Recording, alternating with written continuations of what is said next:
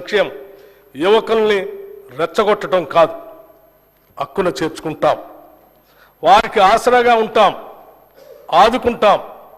స్వేచ్ఛాయుత తెలంగాణలో ఆత్మగౌరవంతో బతికే ఏర్పాట్లు చేస్తాం. యువతే దేశానికి భవిష్యత్ అంటూ కూనిరాగాలు తీయటం కాదు, చిత్తశుద్ధితో వారికి మెరుగైన జీవితానికి బాటలు వేస్తాం.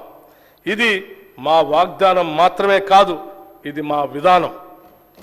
గత ప్రభుత్వం చేసిన పనులతో యువతలో ఆత్మస్థైర్యం దెబ్బతిన్నది. వారు భవిష్యత్తుపై ఆశను కోల్పోయారు. వారి భవిష్యత్తుకు మేము గ్యారంటీ ఇచ్చాం. అందుకే రాష్ట్రంలోని యువత మొత్తం మా వెనక నిలిచింది, మమ్మల్ని గెలిపించింది.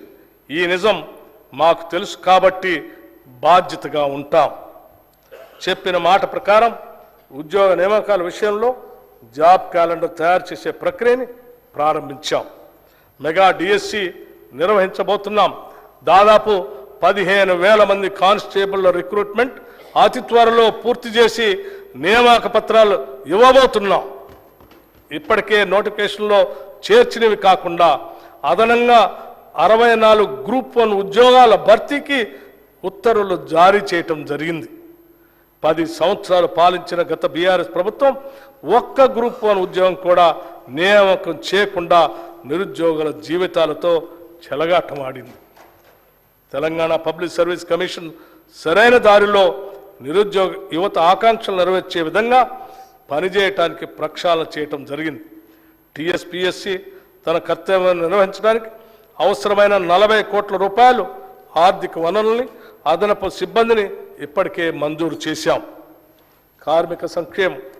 తెలంగాణ రాష్ట్రంలోని కార్మికుల సంక్షేమానికి ప్రభుత్వం ప్రాధాన్యతనిస్తుంది. సంఘటిత కార్మికులకి, అసంఘటిత కార్మికులకి అందించే సాయాన్ని మరింత పకడ్బందీగా అందుబాటులో ఉంచుతాం.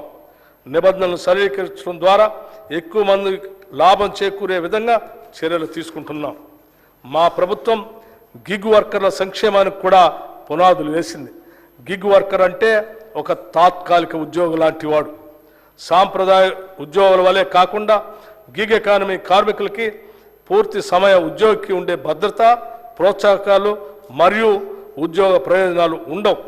వారికి ఏదైనా ప్రమాదం సంభవించి ప్రాణాలు కోల్పోతే వారి కుటుంబం మొత్తం రోడ్డున పడుతుంది.